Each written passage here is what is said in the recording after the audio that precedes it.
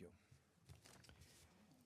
you. If a few folks would be willing to share what thoughts and things that are going on in your life, curiosities, things you want to know, learn, spiritually speaking, if I can respond to that, and I'll share what I can. But what are you struggling with? What's on your mind? What do you want to learn? What's important to you?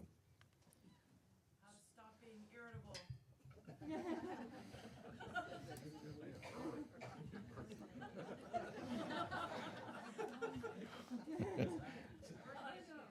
Balance. Work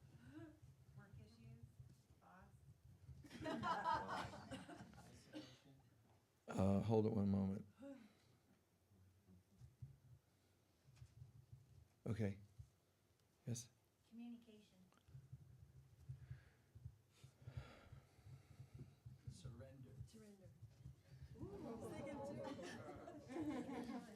Yeah, nice job. Joyous returns. Pardon? Joyous returns. Come back. Okay, yes. Remembering the truth when lack consciousness is so prevalent. Good luck with that.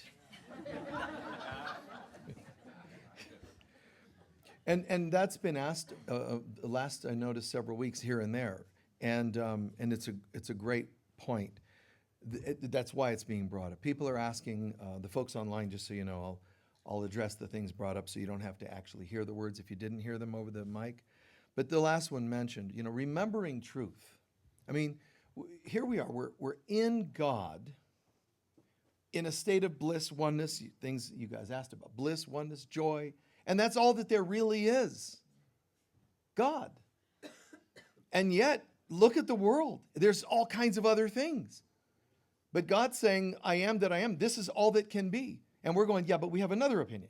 We have all kinds of other stuff. And we need to know what to do with it. And God's going, show it to me. Okay, look at this, watch the news. And God's going, I can't see anything you're describing. God cannot see problems, which sounds sacrilegious. But God cannot see problems because God can only know what's real. If God could see our problems, they would have to be real, and then we would have a real problem. You see? And I know that some of us are going to be hurt and angry at that. No, God does know about my problem. Really? Then why aren't they fixed? Do you think God's on a delay mechanism? Is God really working hard? Well, you have a worse relationship than anybody else, and it's going to take longer for God to work on that one because God really has a lot of other problems for everybody else to work on. That's not how this works. God's saying, I created you holy and perfect. You decided otherwise. Then what's worse is, because there's God, holiness. Self created in holiness image. But we decided otherwise. What's the next entity? God, self, others. And we blamed it on everybody else. God created us holy. We decided otherwise, and then we blamed everybody else for it. Now, I'm not saying that others aren't ever hurtful. They are. You know why? Because they did the same thing. God and self, and they decided otherwise.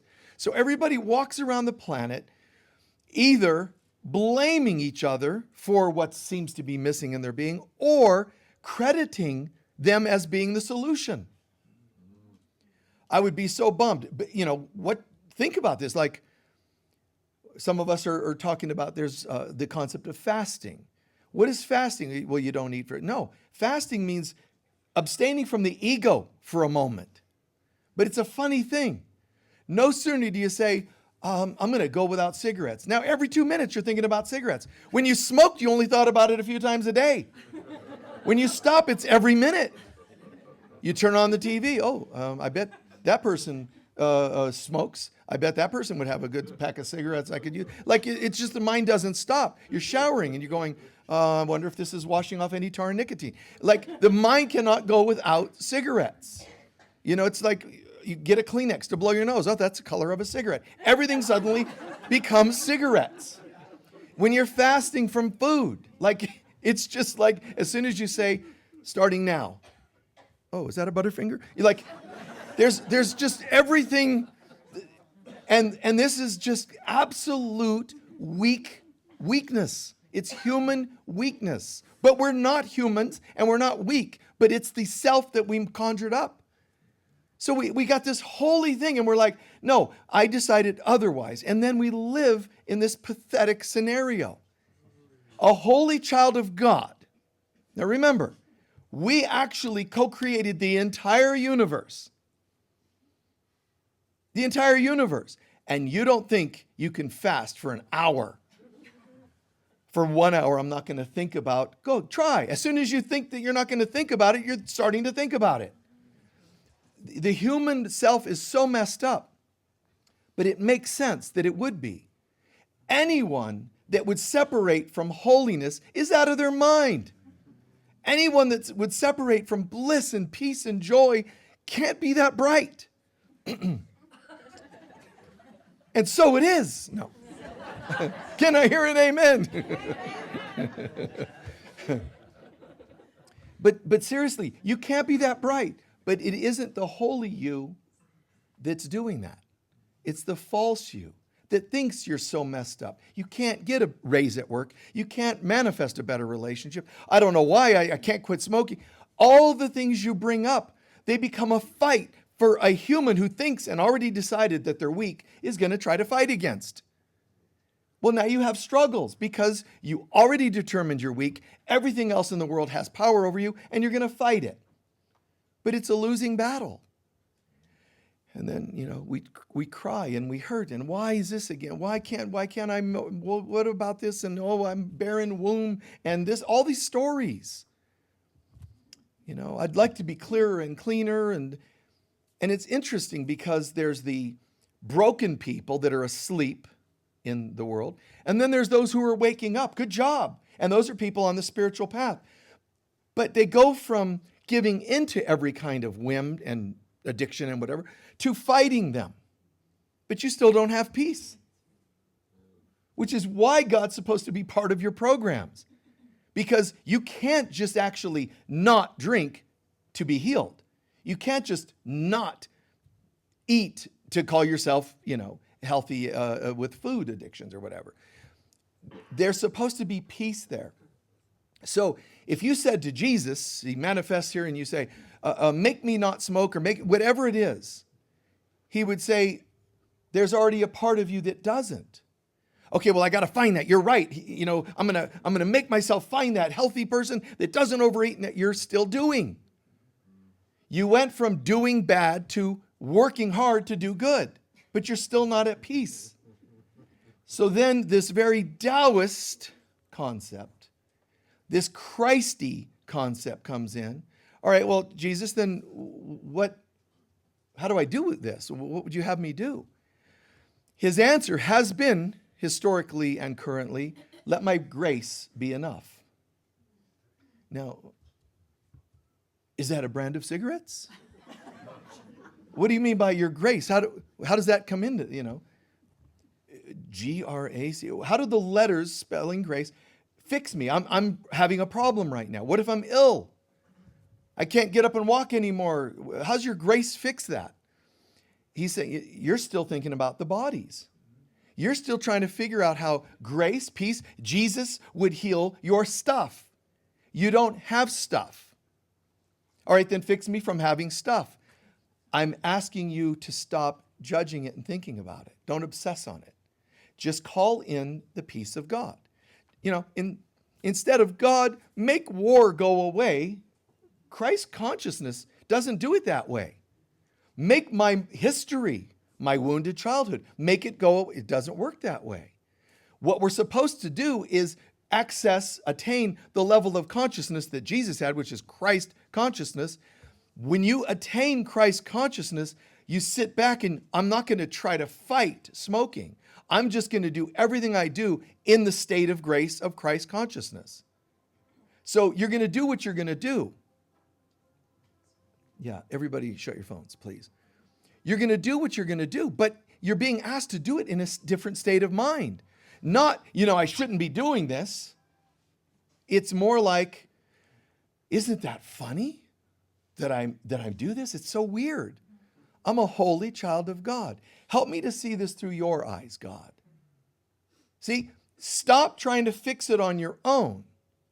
And yet, you still have to participate in the choices here, but not participate in the person fixing yourself. How are you going to fix yourself? You're the one who got yourself this messed up. Well, because I think I got it figured out now. Oh, do you? Because I remember you from 100,000 years ago in another lifetime. I remember you walking down the streets of ancient Atlantis going, guess what? I got it together finally. And I'm like, you said that back in Lemuria 1,000,000 years ago. You're the same person still trying to fix yourself. And no sooner do you get it right and you forgive something, but you got 2 other irritants that you added today. So you can't really easily fix yourself. And in the history of mankind, depending on your beliefs and what our history actually looks like, the truth is we've existed for billions of years. Billions of years. When the Big Bang took place, and I'm talking about timeline, not we existed before time began, but timeline. If the universe began X number of billions of years ago, we were part of that because we were creating that. So we were already starting to exist at this time. And we soar into the universe looking at this thing that we've created, which is not actually co-created with God. It was created in a way that was made up, made believe. We made believe there's a universe where we could go and live in darkness and separation, which I know is not a poetic way of describing the universe. People were like, aren't nebulas beautiful? Rainbows and color, no, it's dark and cold. The universe is a place that's dark and cold. The reason you have rainbows is so that you have something to distract you so you're not aware of how miserable you are. Wow. And it's like, well, this is depressing. I know it is. That's why everybody's on medication.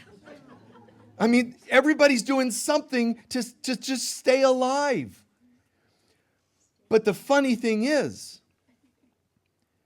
you are part of God and you are very holy. And wherever you go, God is. But why don't I see that? Because we've given in to the lies. Yes, the lies of politics and science, and yes, all the lies, but it's the lies that we've allowed to be created here. There's a hypnosis that goes on in this world. Everybody's in a trance, walking around thinking you're black or white, tall or short, skinny or fat, or whatever. It's not even true. It's not even true. You're not this thing. And I'm not just saying that philosophically. I'm saying it's impossible for a holy, omnipotent being to be stuck in a body that can't even find its car keys. There's more to you than this. Really? Because I'd like to find that. It's not in the motivational talk. It isn't in the things you do to try to make yourself look younger. Those are nice. Those are fun little tidbits. They're fine. But to think that they change who you are and how you feel, it's not so. When we really get down to it, wow, I mean, the things, to change our lives, you have to own that something's not right. And you know what it is it's the smoking. It's okay, that's fine. You're naming the symptoms, but know that you're naming symptoms. You know what your problem is you need a partner. You're single. Another person, what you need is a divorce because you're not single. All these various stories, they're just symptoms. There's only one thing you need, and it is to remember that you are part of God and you're holy. That's all you need. It's all we really need. If there's a need at all, it's to remember who we are. Not attain it, not achieve it by toning up and cleaning up and no longer smoking and drinking. Start with, yes, I do drink too much. Shame yourself and you're not getting anywhere. But recognize what that's about. That's why the STEP programs are about finding out what's behind it. What is this really about? And if you really take it to its fullest, what it's really about is, I feel separate from love. And yes, that made me hurt. Yes, that makes me angry. Yes, that makes me smoke. How are you going to not smoke and drink? If you're in touch with how terrible you feel inside, you're going to want to drink. How are you not going to want food to numb yourself? I mean, you just get up and, within seconds of the day, without realizing it, subconsciously you're thinking, wow, What's today? Oh, that's right, Monday. Now I'm just, sort of checking in and seeing how miserable I am. I think I need to eat something so that I can buffer that a little bit. Because if I can get my energy into my stomach to digest food, I won't feel the way I feel, which is horrible and terrible. Wow. Why would you feel horrible and terrible? You just woke up. Because sleeping was only a fake respite for how terrible I feel. When I went to bed, I was terrible. Oh, I thought you were doing great. You watched your favorite show and you were laughing. You went to bed and you're miserable. No, listen. On the outside, whatever you think you are and look like isn't the point. Deep down, we miss God. Deep down, we miss love. When I first came to Sedona and they asked me to be in this position, there was one thing I thought, I wonder how long it's going to take them to regret asking me to come here. Because Sedona was very much like, hey, man, I saw Bigfoot today, and, last night there were 3 UFOs over my house, and, oh, that's right, I was stoned. Everything's just so like, just anything goes. And I thought, and I'm going to be talking about God, and I'm like, okay, God, try not to make this too difficult because I'm going in.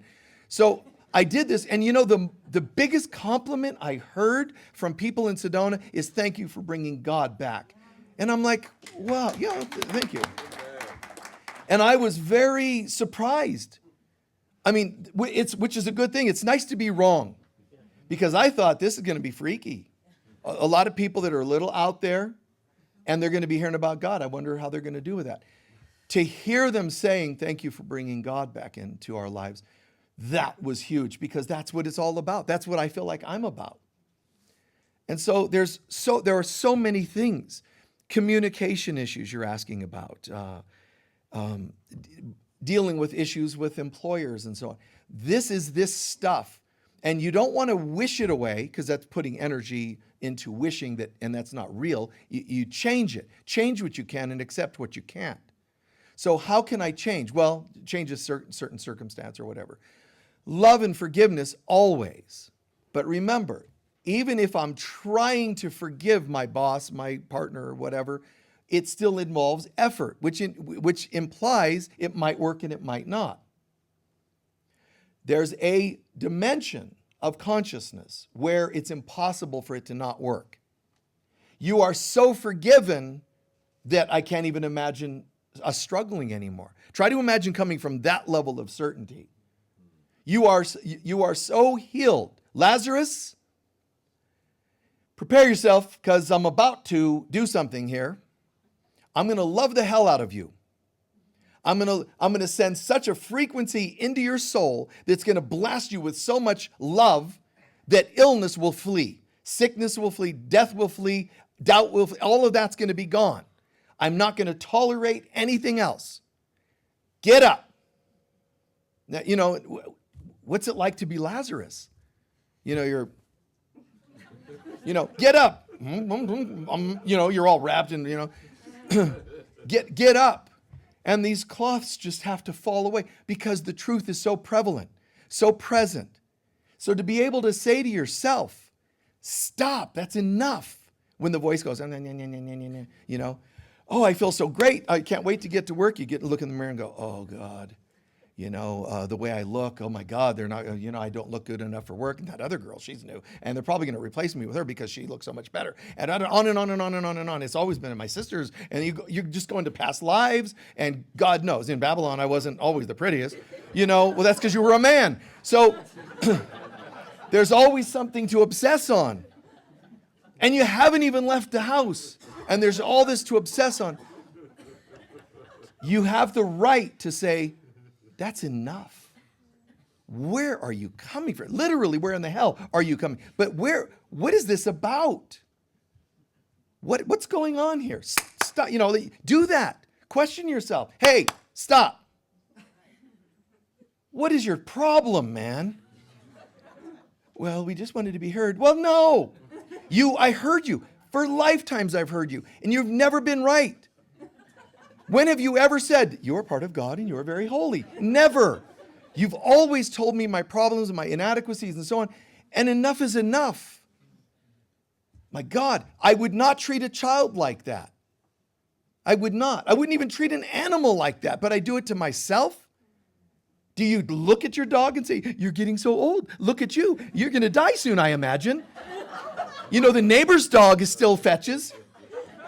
And you just, do you do that to a dog? You would treat the dog better than yourself? It makes no sense. My God. So you have to say, what is this about? Own it. You've got to own that you do this. If you pretend everything's peachy, because, your positive reinforcement and all those techniques, you're missing something. You have to own that you miss God in your own wording, in your own way. You have to own that you miss knowing who you really are. I miss my divinity. I wonder what that's like. The other voices with all the varying, numerous, endless opinions about how lovable and unlovable you are, they're not right at all. Not even the lovable ones. You think you're lovable and you fill in the blank. Why are you so lovable? Because I'm fairly intelligent. Wrong. Because I'm this. Wrong. You can't even name why you're lovable because you're still attributing human things to it. And this isn't who you are.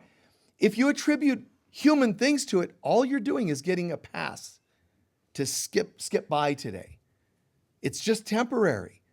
When somebody says, finally I met somebody and they liked me and they said I'm pretty and wow, I feel so much better. Wait till they stop. Then we're in trouble again. To become so filled with spirit that none of it matters at all. You're just so filled with spirit and you've got things to do because you're so filled with spirit. What you paint, the poems you write, how you parent, you're doing your best to be plugged in and let it come through you. And it's beautiful. Somebody gets it and they go, that's remarkable. You don't go, oh, now I feel value. You are valued. Amen. When you hear compliments, you can hear it from lack that needs the compliment, or you can hear it from fullness that says, it makes sense that I feel so inspired that I would see reflections of that. Amen. And it's okay for me to thank you for that reflection. But I know it's not from you. I know that it's from God and through myself being mirrored to me, so thank you. And when there's criticisms, is that from God? No. Where did it come from? It had to come from myself, mirrored through you. When you say, I don't think you're really good at that, by the way, it can hurt. And I know, guys, the number of hurts that go on in this world, I know it's heavy stuff. And we're not pretending it doesn't happen. In this world, people are missing God, and therefore they're suffering, and they take their suffering out on each other. Of course they're going to act up. Of course they're going to say hurtful things. The one that did the most hurtful things to you is because they were so in pain, they had to take goodness from other people. And then there's other people that criticize because of their insecurities. That's all just real and simple, basic psychology, you could say. But at the end of the day, does that mean you're wrong for feeling hurt when they said it? If they kicked you in the leg, were you wrong for going, ow? It is just an illusion. But in this world, it seems real. And a really healthy, responsible person, like the disciples of Buddha said, you're the Buddha. Why are people throwing rocks at us? And he just, in a previous lifetime, I once treated people like this and and he just took responsibility. He didn't say, they don't get it, man. I'm just too evolved for them and they don't get it. He just talked about, oops. Yep, I've been there, done that, and it's my advice he's saying to you is don't react to it. Do your best to stay centered. I'm not saying don't feel hurt, but do your best. Chill, try not to react to it, and then you're neutralizing the wheel of karma. And now that one won't have to come back again. And people will say and do things, but they're hurting. That's why they do the things they do. If they were plugged into God, they couldn't do it. If you were plugged in God, it couldn't be done to you, generally speaking. Then you can say, well, Jesus had some horrible things. Does that mean he wasn't plugged in? No, Jesus specifically said, I'm going to go in and allow those things to go on, and I'm not going to react to them. I'll still love them to show you that even when you're innocent, you'll still get attacked. And here's how you should react to it. Forgive them, Father, they know not what they do. It's not always easy. I don't think the average partner can say, to their other who's being rude, I forgive you, you know not what you do. I think they're just going to get angrier. I don't think a 5-year-old could look at their parents who are reprimanding them, Mom, Dad, I forgive you, you know not what you do. I think it's just going to create more irritants between you. But inside, you have to know it. Somewhere inside. In my life, I spent most of my days on restriction for something or other. Usually it was report card stuff because I hated school. But anyway, it's just school wasn't going to be my thing. Memorize this. Why? I don't get it. Nobody's talking about God. Nobody's talking about spirituality. Nobody's talking about, and that's, I was so into that, and it doesn't come across in the standard school. So I was always on restriction for grades. At the time, I prayed a lot. And I mean, the prayers were of a kid. I'm not talking about, perfect, Buddha under the Bodhi tree, desperate prayers sometimes, tearful prayers sometimes. Mainly, I don't understand. I don't understand why I have this family. I don't understand why I'm in trouble again. I didn't understand anything. That was, let's say, a theme going on. None of us understand if you really think about it. I don't understand why my husband left me and cheated on me. I don't understand why my kids don't respect me. I don't understand why work I don't understand why the bank won't give me a loan. It all comes back to I don't understand. And what that does is it keeps us in a hurt place. Well, what's the opposite? Oh, I get it. Well, but I don't get it. So you can't pretend you get it to make it all come together. What you can do is, I don't understand, but God does. So I'm asking to see this through God's eyes. That doesn't mean that suddenly things clear up the way you expect. When you say, let me see the bank loan they won't give me for my first house or car or whatever, I don't understand. I have a good income. What's wrong here? To say I want to see this through your eyes, what you might experience is not a change of circumstance in your eyes. What you might do is feel peace. All of a sudden, it's not a visual. Sometimes it's, God, that's weird. I'm like at peace, but I still don't have a car. But I feel at peace about it somehow. That's called a miracle. Feeling peaceful when you shouldn't be feeling peaceful is a miracle. Feeling love when you should be feeling anger is a miracle. Feeling patience when you should not, because you've been so patient all your life. Feeling blissful concepts when you should be feeling the opposite is a miracle. That doesn't mean you have to fight the opposite to have good feelings, to have a miracle. No, you can just choose miracles at some days without even having a challenge. I'm just going to choose the peace of God today. Help me to see through your eyes. Help me to experience things through your consciousness. How can I see this differently? I'm saying this, and philosophically, we can all get it. But on the day-to-day stuff, it's not always easy to apply. Challenges, challenging people, angry people, bills to pay, taxes to deal with, politics, sciences, illnesses. But none of it's real. So if you try to fight off all of it and say, if I just, greater mastery, and I'm going to access parts of myself to defeat that, and I'll become a politician, I'll fix that. All the things you think you can do to fix it. Go from being a victim to a fighter. That's good. It's better than the other, I guess. But you're still in the world of doing. Somewhere in the center is the peace of God, where you go, I don't have to quit smoking, but smoking doesn't resonate with how I feel right here, and it can fall away more easily. I don't have to have a partner, but wow, having one feels nice as long as it resonates with this. I don't have to be single and alone, but if that's what resonates with this is where I'm going. My center is all that matters to me. So I have to own when things are not quite right, when things are, off somehow, whether it's your health or job or whatever. You have to own something's not quite right. The second thing I would recommend that any and all of us do is pray for inspiration. Pray for inspiration. Pray for the courage to work on what you need to work on. Pray for the presence of God. Don't think There's a problem. I'm going to fix it. That's great. You're motivating. It's even skills of mastery if you do it right. But why would you want to proceed once you see there's a problem? Why would you want to proceed without God being your second step here? Yeah, and I don't mean literally the step, but right in there at the beginning. Let me bring God back into this, because that's where the problem began, separating from the all-knowing to the I don't know anything. That's why we don't understand this world. I don't understand how I got sick. You know, somebody was saying just yesterday, a friend of theirs who was, they had some friends that were drug dealers and heavy stuff, and those people are thriving in their lives. Someone who was clean and sober all their life, a friend of theirs, is dying. And they're going, how could this happen? You know, because graveyards aren't filled with unnice people. And all the nice people still live. It doesn't work that way. There's all kinds of pieces to all this. My job is to say, let me feel the grace of God.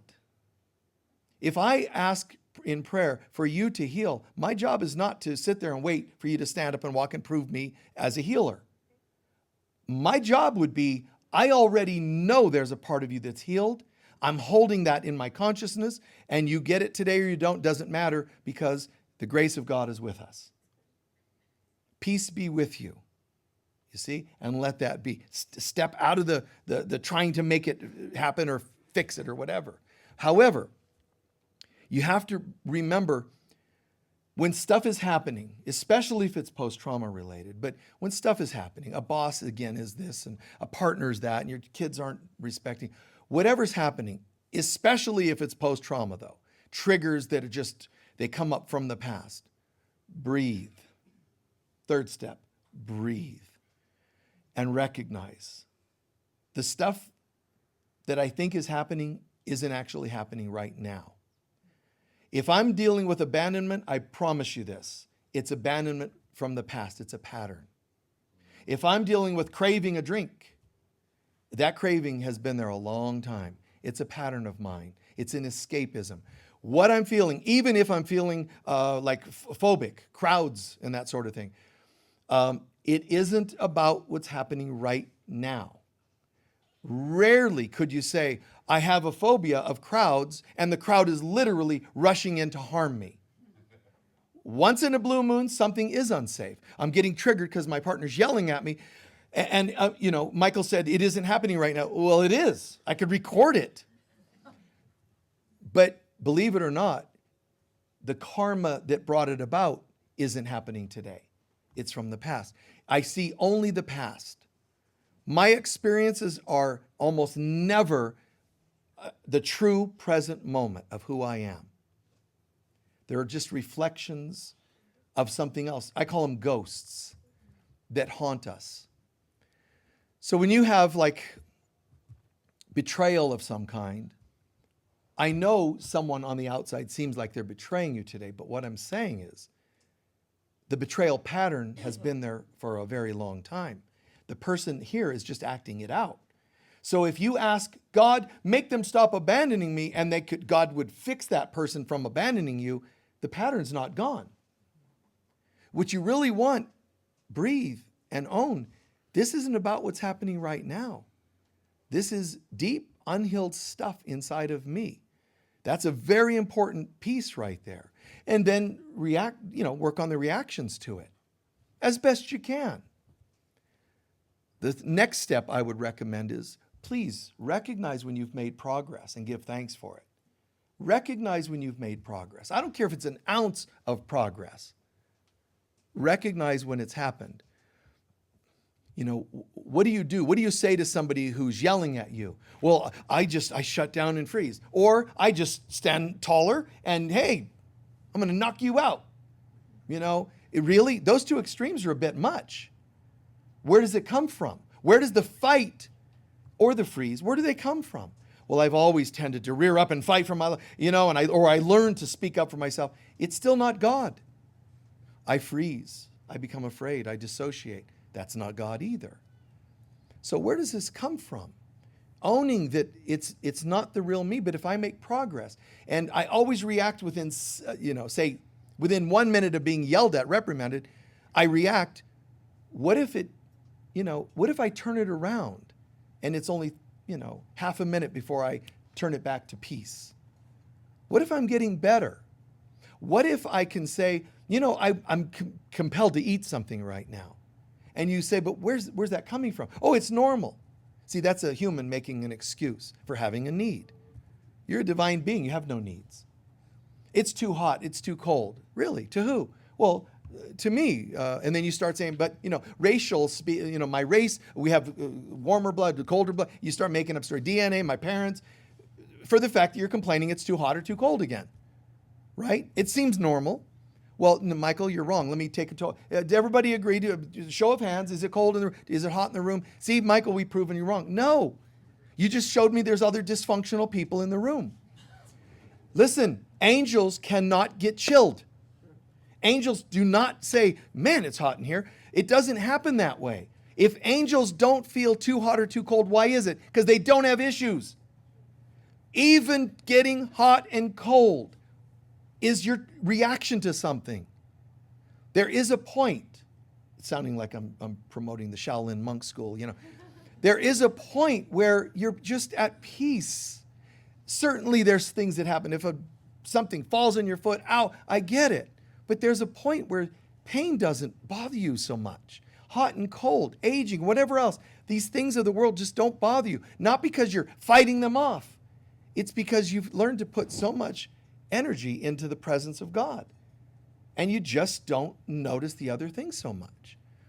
In part, what I'm saying is, watch where you've made changes. If you have changes and you don't acknowledge them, they will wash away. Own them. My first day of sobriety.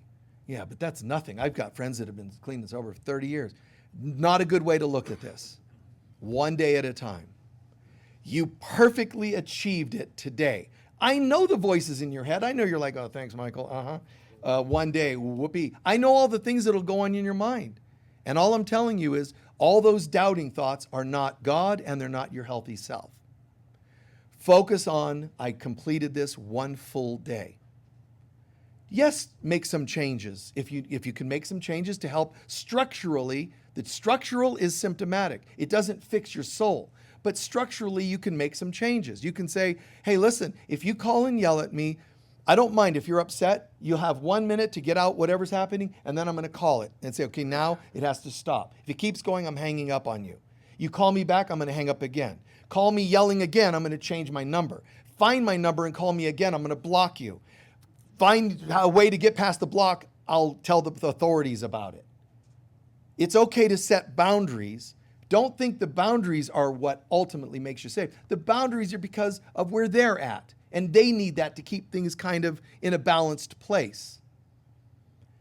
So we find this way to say, how can I change things? And you're supposed, one step before that, you're supposed to be praying what to change and how to change it. What would you have me do? And sometimes God will say, I would just step away from that person for a while. They're just not going to get it right now. Let it be. And other times God will say, call them, make amends. Maybe that'll, I don't know because each moment is different. But I don't want to make any moves without God as my guide. You think you know how to get it right. You think you know how to fix that person. How many people have you in your life heard, well, I thought they would change? And were in a relationship that was unhealthy or harmful even because they thought they could change them. No, it's you change what you can and you step away, accept what you can't. Try to step away with an attitude of peace in your mind. It might have to sound firm outside, hey, enough. And it might have that tone, which is good. But inside you're like, I'm good, You don't have any anger or hatred or whatever, just, I'm good. So this idea, own that there's some kind of problem. Pray and get some inspiration on what to do. But the third was, this isn't about what I think it's about. This is an old pattern. Breathe and calm down. Calm down. It's not actually what you think it is. Well, they're doing, I know, but it's a pattern. And a lot of times, you're assuming when someone raised their voice, they're actually mad at you, and they're not. Sometimes it's not even true what you think is happening externally. Right? Have you ever thought that way about somebody and they were like fine, or vice versa?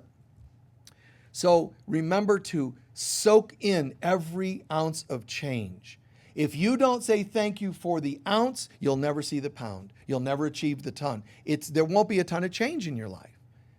Well, it just seems so worthless to give thanks for one little. I'm waiting for this. No, that's not how this works.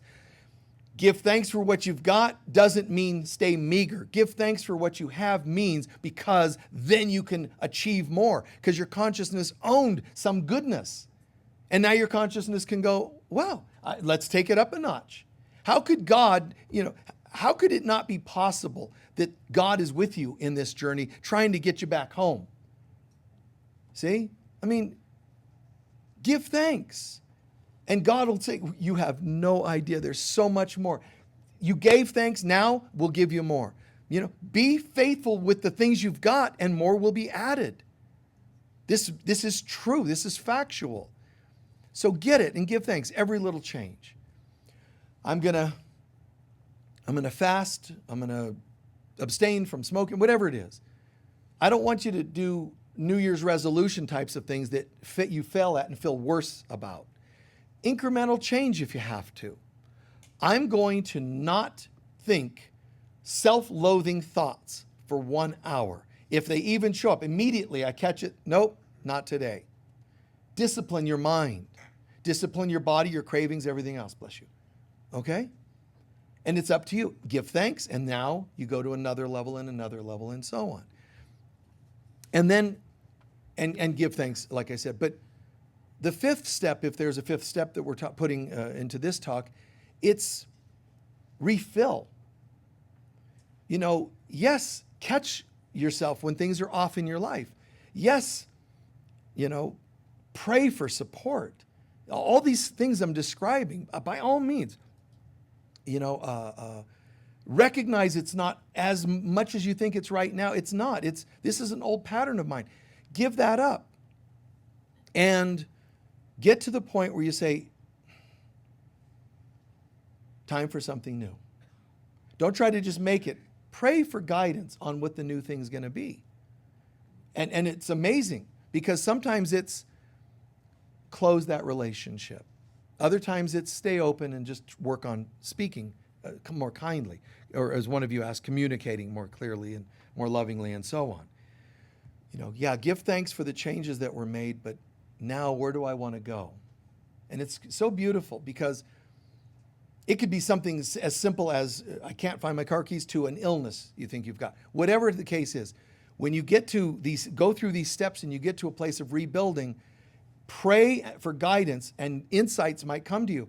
There's a nutrient that I'm missing in my diet and it pops in. My car keys, oh my God, I remember where they are. Miracles, external, three-dimensional miracles can come to those who are in miracle-mindedness, you see? But I don't have to fight as hard to achieve these things because it's a state of mind that I'm in, I being any of us, right?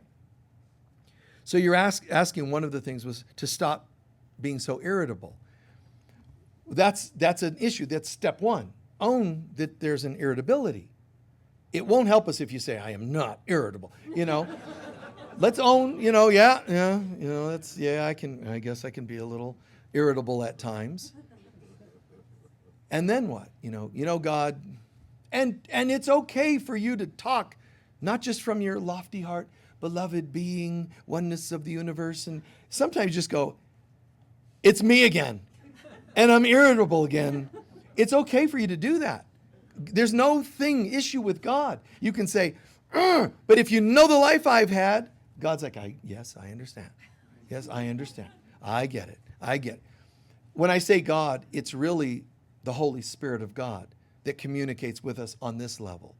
There's a part of God that remains in the bliss of heaven and is not aware of this petty stuff of ours.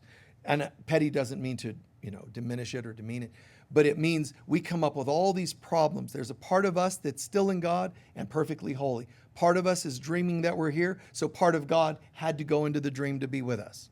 Well, if you guys are going to go away from bliss into a world of make-believe problems, I'm going to send a part of myself, which is really the divine mother, that goes into the schoolroom with her children. You know, she goes for the parent-child meetings and whatever else at the school. So she's with us at all these times, trying to help us deal with these things. She can't believe in them. She can't actually, when you say Divine Mother, Holy Spirit, by any name or any mantra or ritual, no matter what you do, from the gut, tearful, my life is terrible, I have an illness that's incurable, I don't know what to, she can never believe that it's incurable. She can never believe that you're lonely. She hears you, but if you're a good counselor or healer or parent, you should be able to hear what they're telling you and never fully believe what they're saying. Mommy, nobody likes me. See? I wouldn't suggest that you believe that. Well, honey, that's because you're unlikable. So the mother hears our pleas and our hurts, but she never totally validates them. Oh, now I'm really mad. I want a God that validates. You do. It's called your ego. And it validates every dysfunctional part of your being. And it doesn't bring you peace. So why would you want to continue using it as your guide and your God? Try something else. So I'm going to. It's a little scary. God, I don't even know why I'm irritable, but I know that it happens. And I know that there's another way I could be. I don't want to be like that person who's sweet all the I'm talking about me. Whatever this is about, I'm bringing it to the altar. I know that I'm irritable sometimes because of this and this and that, but I don't know all of it. I'm putting even the unknown things here, including if you're ill or addicted, not just irritable. Whatever your thing is, I get that there's a problem, and God, I'm bringing it to you. I put it on the altar for you to lift. You see?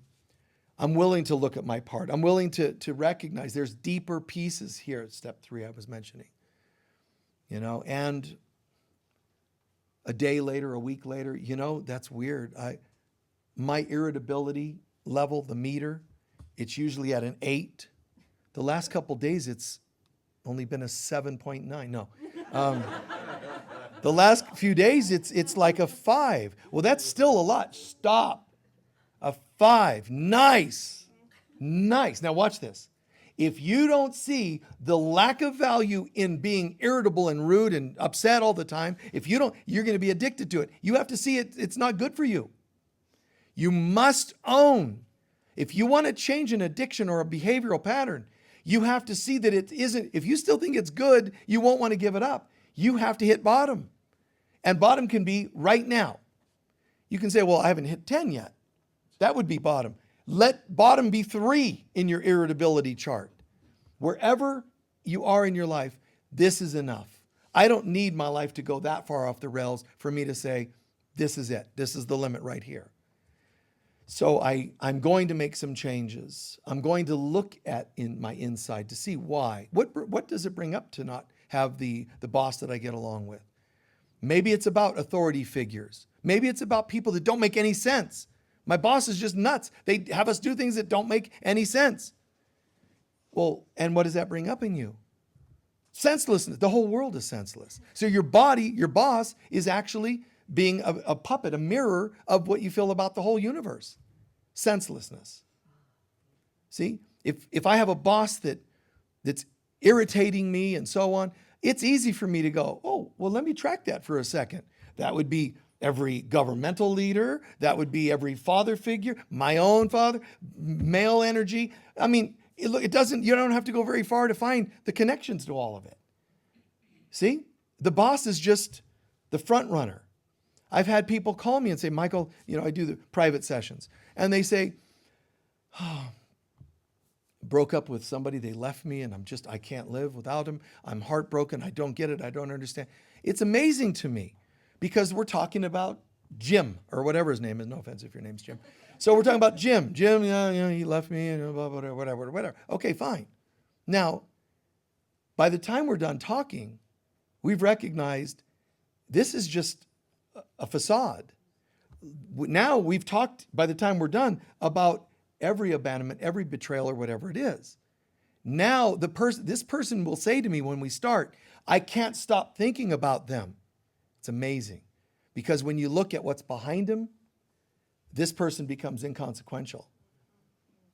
Like when we started half an hour ago, I can't stop. I'm obsessing. I can't stop thinking. Now they're like, Jim, who?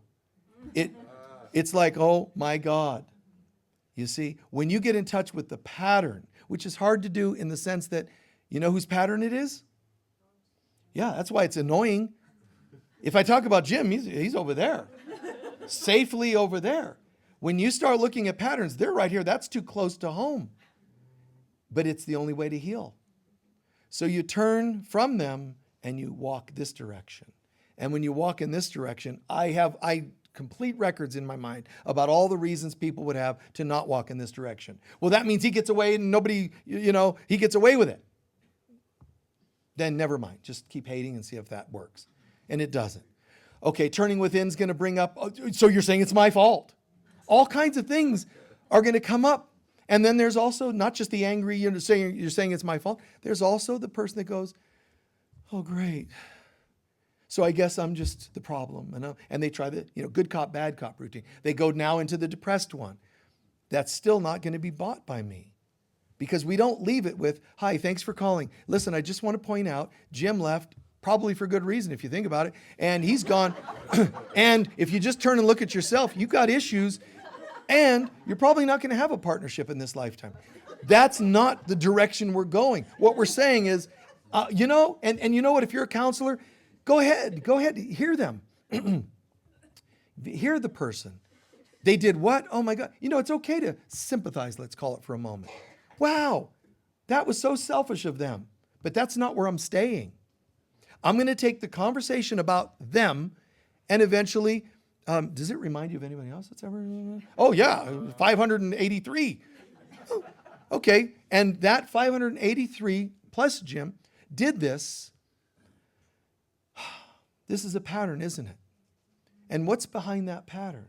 Well, I just feel unloved, or things can't go too well for me in my life. It would be too good to be true. Whatever story in back of it all. Wow.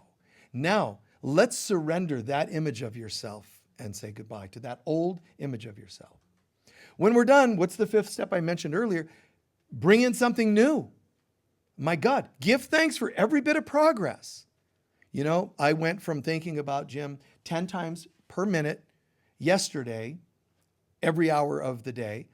And today I thought about him twice all day. Nice. Well, no, but I still thought about it. No, nice. Good job. Soak that in. See, replace it. Put something new in its place. Put up a sign that says no vacancy to all those thoughts that want to come rushing back in. No, I'm good. I have other thoughts that I'm putting time into. Like me and my new life. The presence of God, prayer, meditation, whatever. I'm making the changes, give thanks. But remember, externally, circumstantially, you might also want to still, one of you asked about the word balance. I do believe in this. There is a matter of balance. Do the healing work, do the inner work, but also on the outside, with balance, I'm going to make some structural changes. Change your number or whatever it's going to take to meet the new direction you're wanting to go. The new direction is always about the presence of God, even if it's called a better diet, a more fit body, better relationships, better communication. There are all kinds of inaccurate workshops and books that tell you about communication, just accept that men are a certain way, women are a certain way, and they'll just never have it together. That's not true at all. If you're struggling in your life with other people, what do they symbolize to you? Authority figures. Well, there's a big phrase, authority figure. So now everybody that brushes up on that authority figure thing is up creek because you have authority figure issues. You have issues with weak people. You have issues with obsessive people, whatever the name is. There's a whole bunch of people behind them. There's never just one person right now irritating you and you're righteously irritated and it's the first time it's ever happened to you. There's nothing new under the sun. And what's amazing is that if you were to look at the number of people, let's say your Jim or Sally or Sue or whatever, Sam, someone that's hurt you today, rejected you, betrayed you, and you're naming that person, there they are. And behind them, there's a whole bunch more, and you don't know it. God, make them come back to me. God's like, seriously?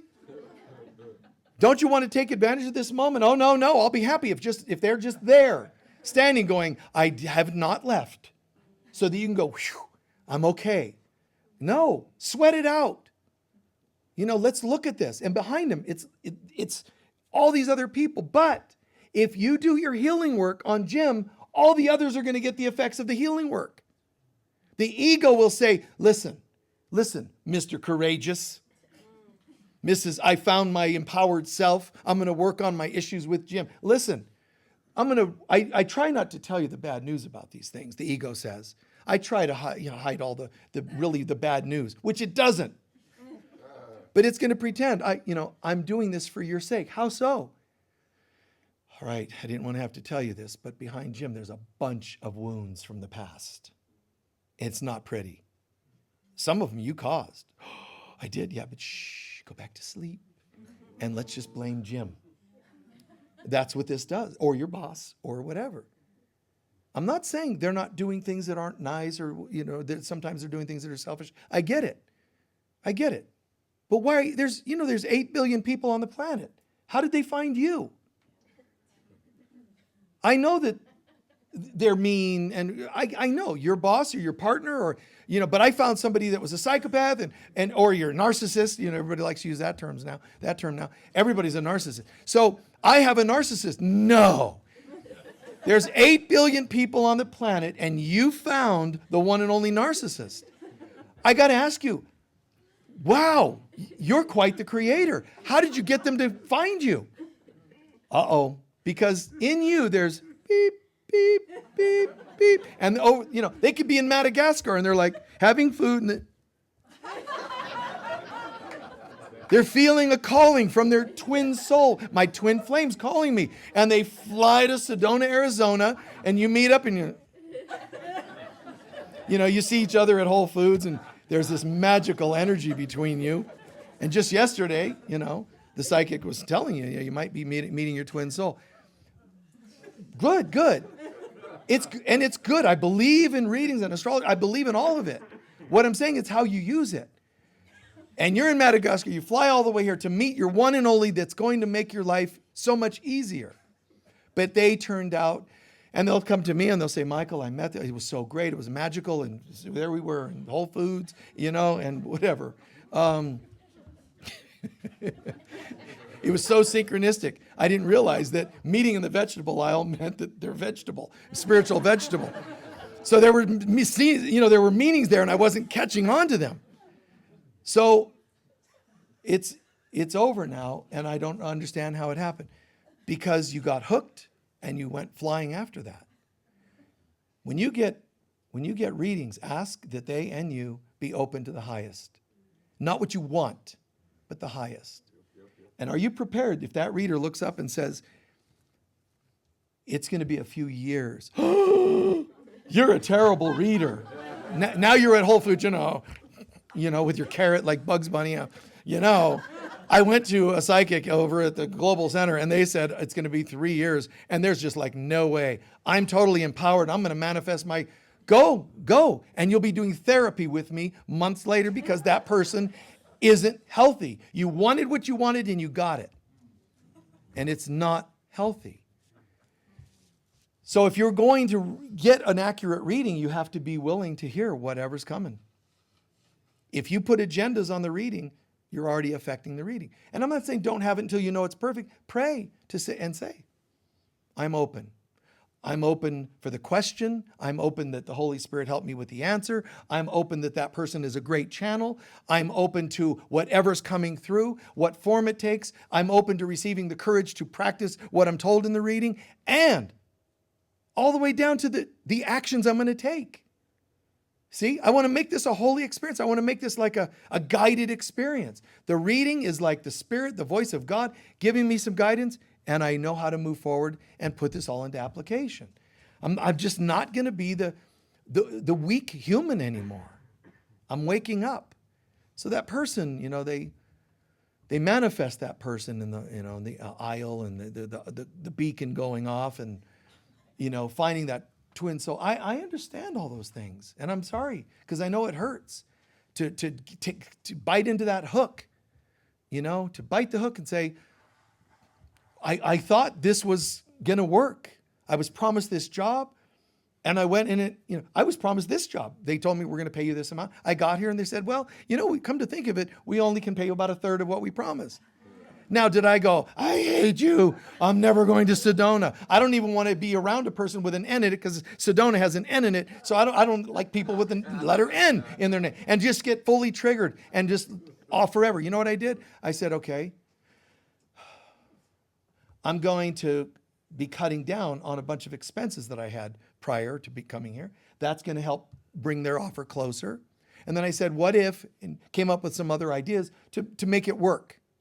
See, I could have just hated, reacted, but I just changed the situation and made it work, which we can do. You can blame those hooks, those people. I know, and I'm sorry that they deceive, they overestimate, they underestimate. I get all that.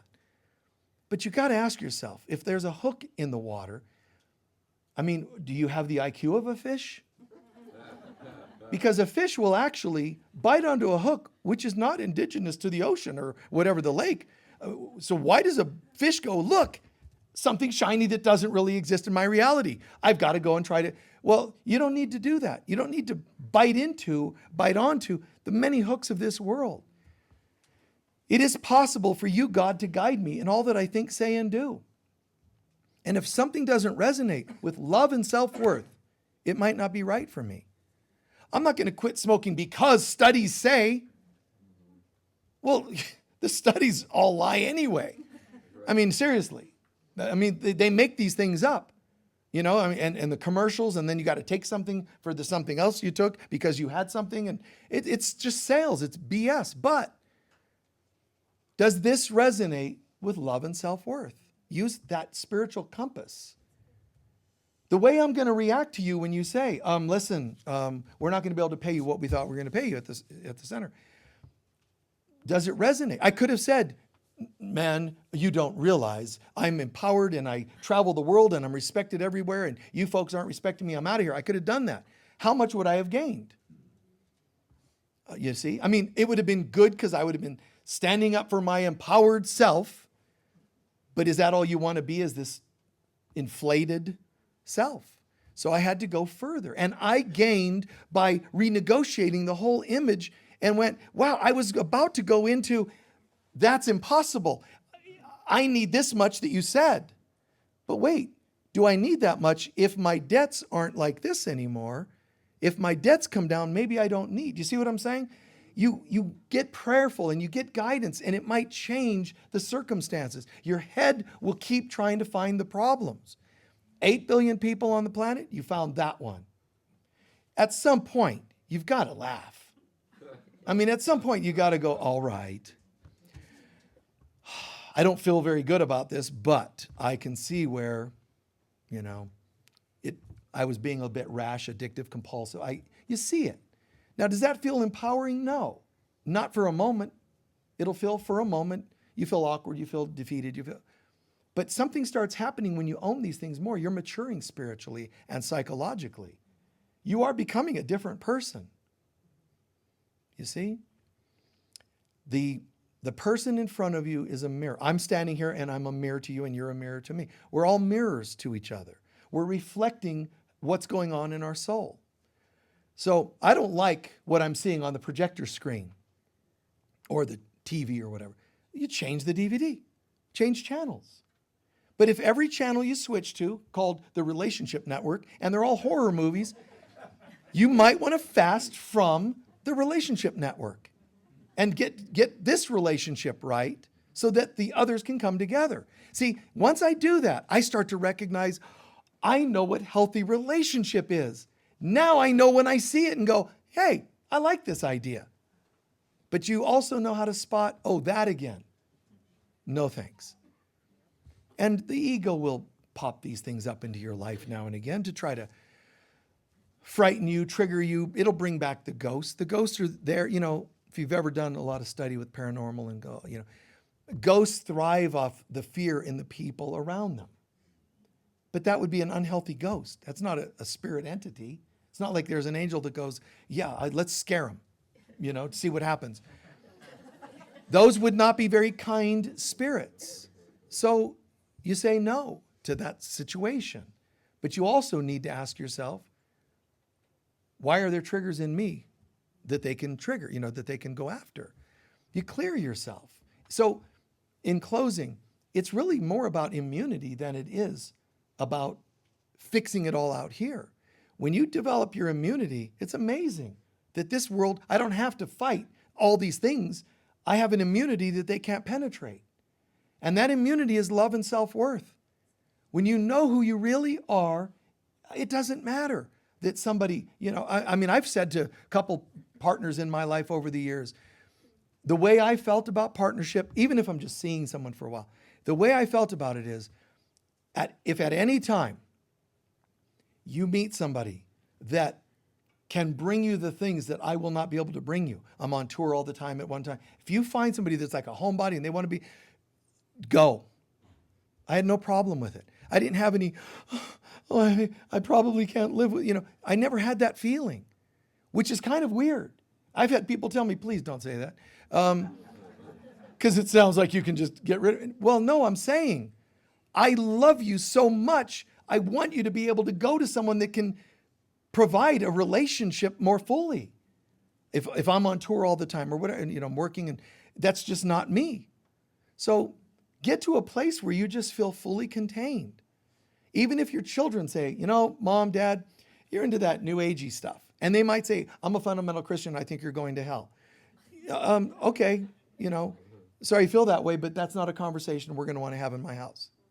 If I want to go to hell, I go to your house so you can tell me that I'm going to hell. But right now, I'm not interested. Right now, I'm not interested, and so not in my house. You see? You just draw the line. But if you're really weak, this is going to bother you and scare you and depress you because it feels foreign. There's something very, very powerful about you knowing who you are, because that'll help you determine what is okay and not okay in your life.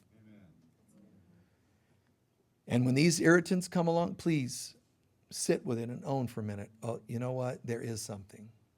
I do react a little too much. I am irritable. I am abandonment. I get afraid of abandonment. I get it. Own that piece. Pray for guidance in all this situation. Work to center in and get a higher power in on this. And breathe and recognize this doesn't determine who I am, but it's a familiar pattern of mine. Look that it's here. Recognize each change, and then please make some incremental movements forward somehow. Give thanks for every bit that shows well, pieces that don't go well. What did I miss? What could I learn from that? Turn that into a positive. But at the end, change, refill with a new life. Don't just keep the old stuff and see if you can handle it better. You deserve a better life. Anything you would recommend to someone you love is probably worthy of you, right? And in all categories, including the job situation, okay? In all categories. Bliss isn't something external, and it's nothing that we get from anything external, because one of you asked about bliss. And joy. It's what happens is, when you do your work, you recognize something's off, you do prayer, you make changes and give thanks for them, all the things I named. You go through those steps and you make some changes out here. And then one day you wake up and go, oh my God, I don't know why, but I feel so good. You know why? Because you're living the Christ life. You're doing the steps that I'm describing. You're taking better responsibility. You're changing what you can, accepting what you can't. So bliss on earth has to be earned or attained. Ultimately, it's who you are. But when you fall into earth and said, I'm no longer one with bliss, I'm just a place of terror and horror, my whole being is all torn up inside, now you have to make these changes and you gradually go, moments of bliss. It's nothing compared to tomorrow's and the next day's bliss. And one day we just go, oh my God, this is hilarious. I went on a journey without distance to a place I never left. I am the bliss I've been looking for. And when you look back and go, and I thought, Jim, I thought that, him and that Harley, that was the most important thing in his life. I thought that that's what I wanted. I wanted that guy with the bike and boom, and just this powerful free road out on the road would bring me bliss. Nothing. Not vegetarianism, not political associations or whatever, not having children, not having children. None of it in this world brings you bliss. Your healthier choices to bring your healthier consciousness is where you start seeing glimpses of bliss. The changes you make in yourself bring you those bites until it becomes the whole enchilada, so to speak. Please center for a few moments of meditation.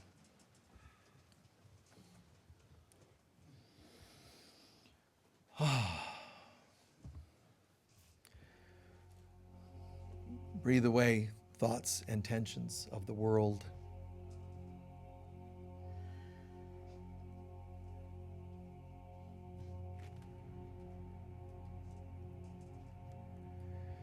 Hear this phrase: nothing I see or think or feel means anything. None of my opinions mean anything. Just be courageous. Go through it. None of my opinions, none of my thoughts, none of my emotions, none of my circumstances mean anything.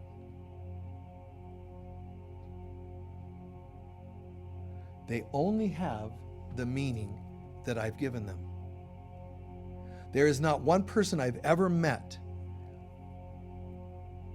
that wasn't symbolizing patterns in me. Someone that was nice to me, someone that was mean to me, they represented old patterns. That means I never ever met anyone and experienced them in the present moment. And sadly, it means I've never given them me in the present moment.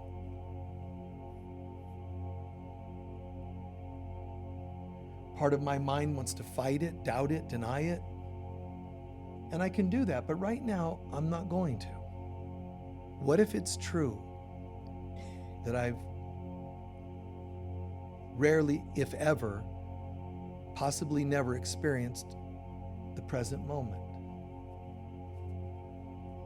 When I met people, employers, partners, whatever else, I was showing them images of what I believed about myself. Unhireable, lack consciousness, undesirable, unattractive, too old, too young, too whatever. And these are all stories that I bought into. I recognize that there have been challenges in my life, throughout my life, Father, Mother, God. I've blamed, I credited, I did all kinds of things with them except the right thing. To own that it's happened. I've got issues, I've had challenges in my life, and I'm calling on you to help me see them truly, see them clearly.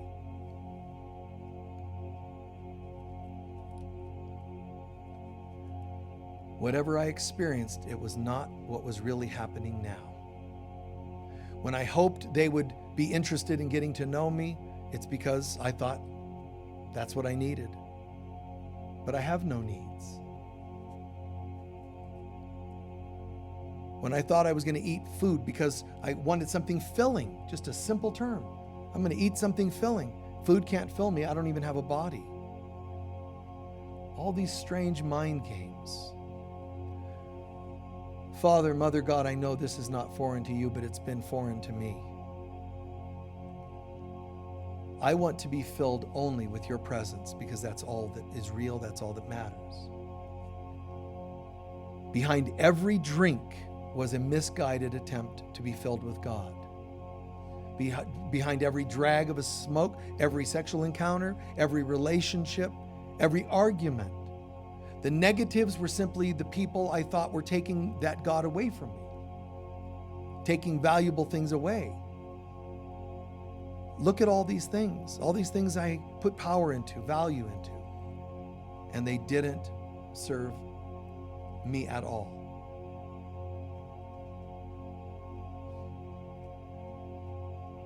Not even sleep brings me perfect rest.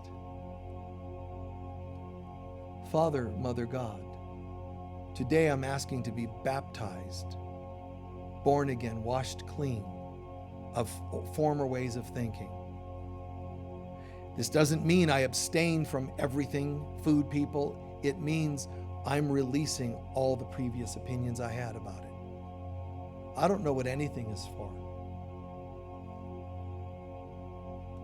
I don't know what my health is really about, relationships, work.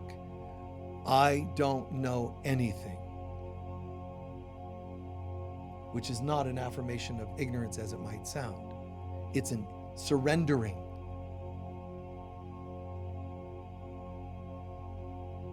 And I now am a vessel that's empty. All that I thought I knew, what kids are for, having them, not having them, what they represented, I don't know anything.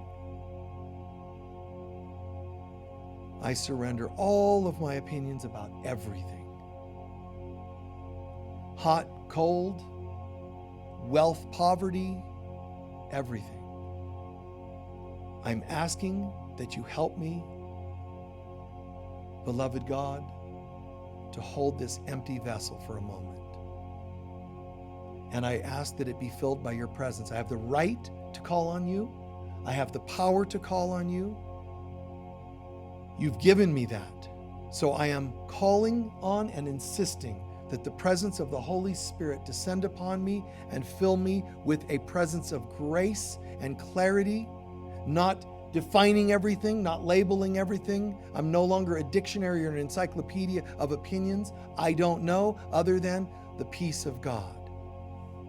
I will still encounter things, when to go forward when the traffic light turns green, but I'm not doing it of myself. I'm asking you to guide me, because green might also mean someone was in the parking crosswalk and I needed to watch for them.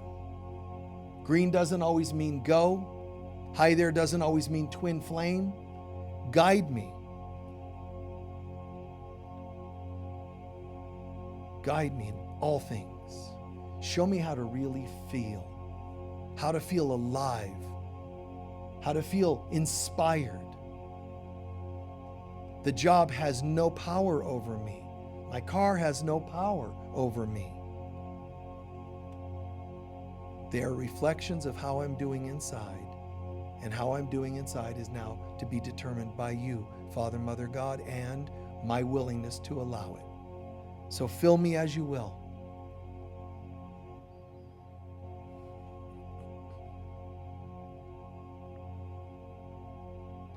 I give thanks in advance for any and all changes that start to show up. Help me to see those so I don't forget to give thanks for them. An ounce of change, let me say yes. One moment of true centeredness, remind me to say yes, so that I can build 2 moments tomorrow, 2 moments in the next hour, and let them grow and grow until they become my consciousness completely. And lastly, I ask that you guide me in any changes external that I need to make. Help me decide which things to say goodbye to, which things to keep, and even the keeps are only for now.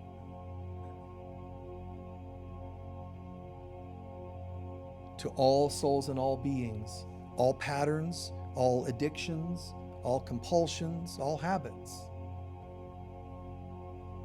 I see you. I'm sorry for the ill relationship we've had. Please forgive me for thinking that you had power to make or break me. I am loving the hell out of all of you and releasing you all. And I give thanks that I have the power to do so. This is a holy moment, and no person or thing has the power to resist the presence of God that fills me now and takes me into a new life.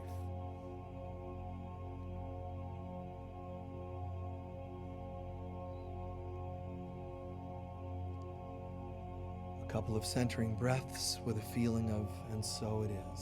Centering breaths.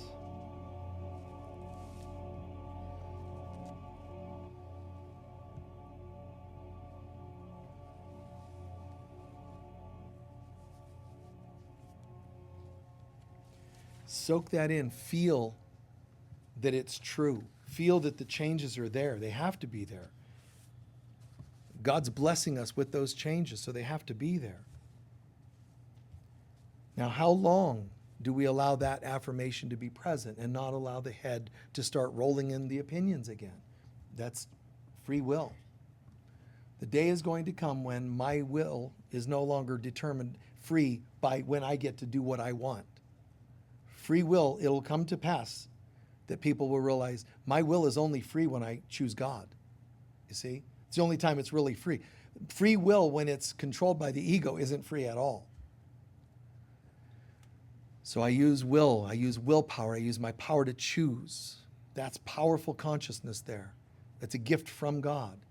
And it can keep taking us in the right direction. But we have to know, are you done enough with this thing that isn't working? And are you ready to choose what does work? It's got to be those two parts. You can't just keep New Year's resolutions without realizing, am I really done with this? Because then all you're doing is wishful thinking. I can't wait, I'm going to do this. Really, really learn to be done with what you're saying goodbye to, and then choose the other. That's the organic way to make this work. Okay? All right, thank you. You're welcome.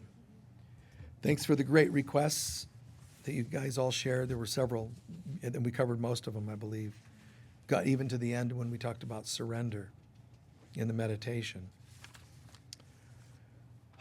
As you're tuning into coming back into the room, can anyone share what they learned or heard that made the most sense to them? What might have made a difference in your life now or in the future? Yes?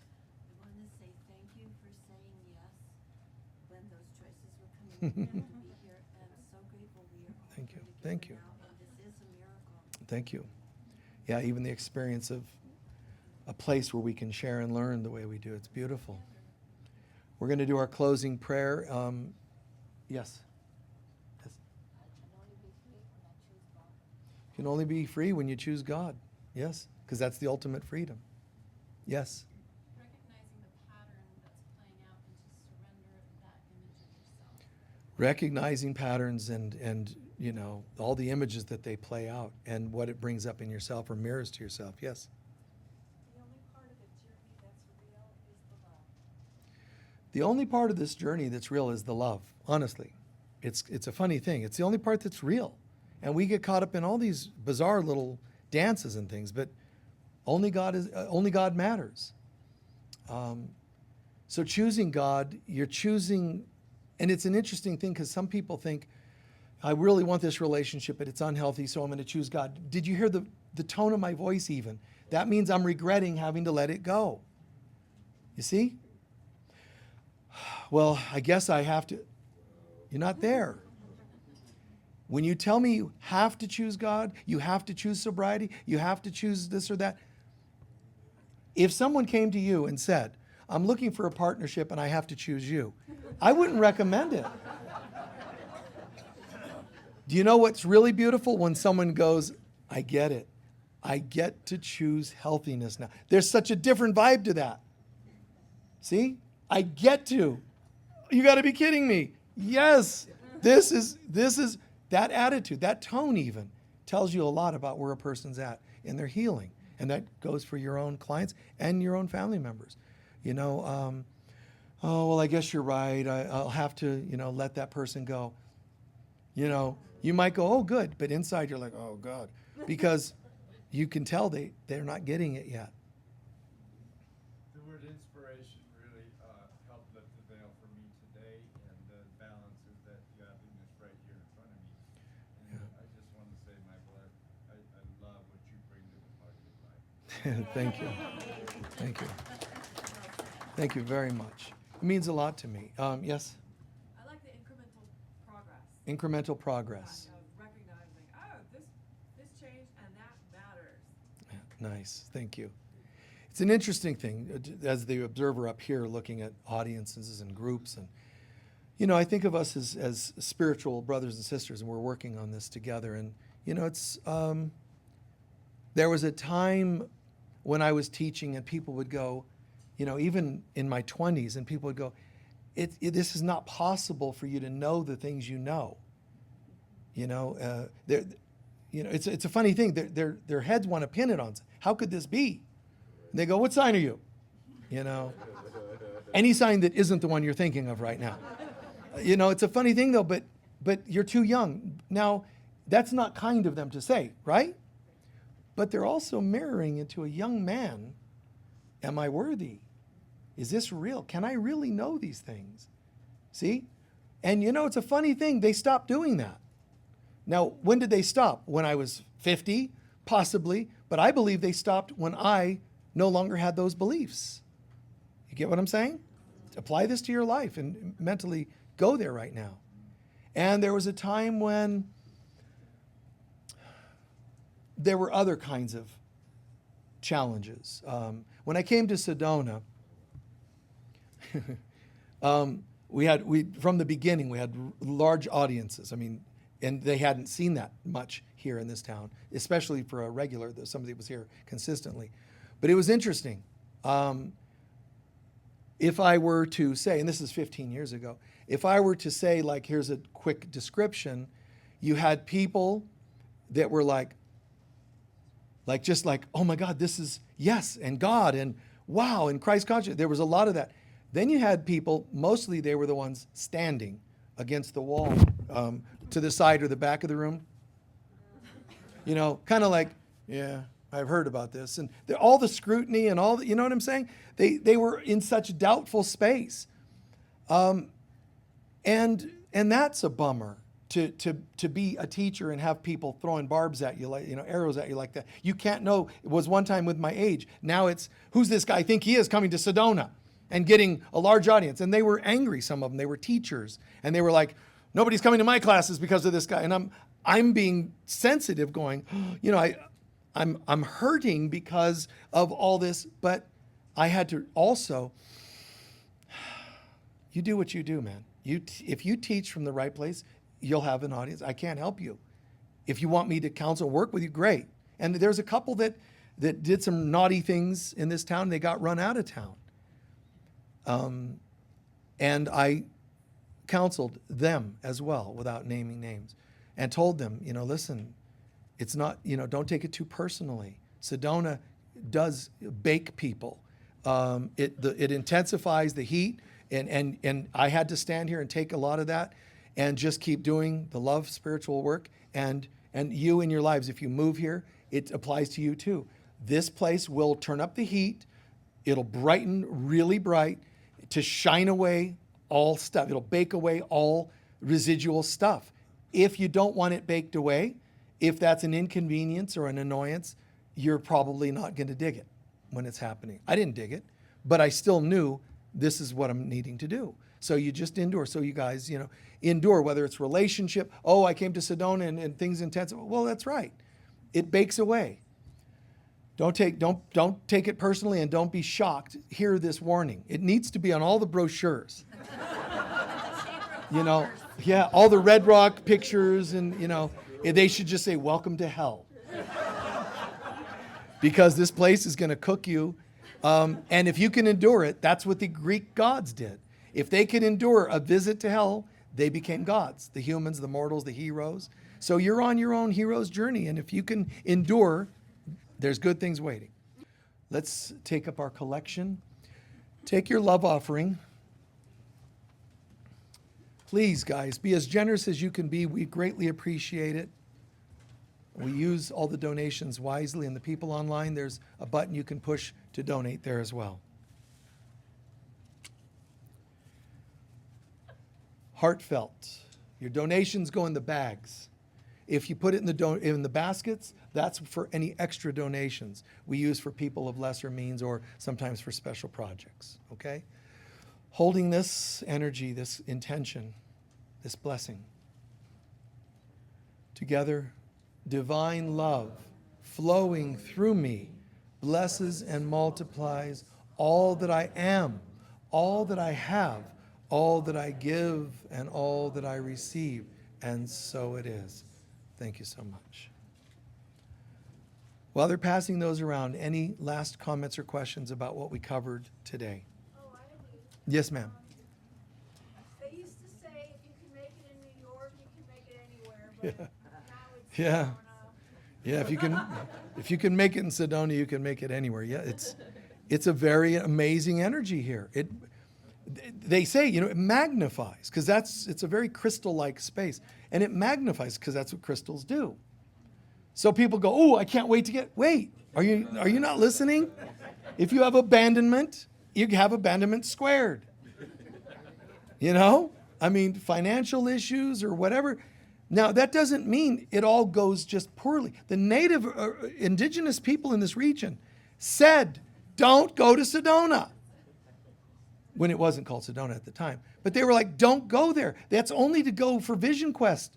You don't live there. It's too intense." And, people show up, "Oh, we got to live here." So please understand, it's nothing personal, but it's intense. However, if you can walk through, it's amazing because it becomes integrated. You become integrated. You're now all that healing that you did. It doesn't kick you, around the way it might have felt. It's now all of a sudden it's built your spiritual muscles. All right? So it's fantastic. But if you ever think to move here, make sure you have a lot of money. Because if you don't, that becomes another issue and trigger to try to, get by, because the jobs, they pay only a few dollars an hour, and they're all taken by people that are living with 5 other people in a one-room apartment. That's exaggerated, but it's pretty intense for some people. All right? All right, any others? Please stand for a closing prayer.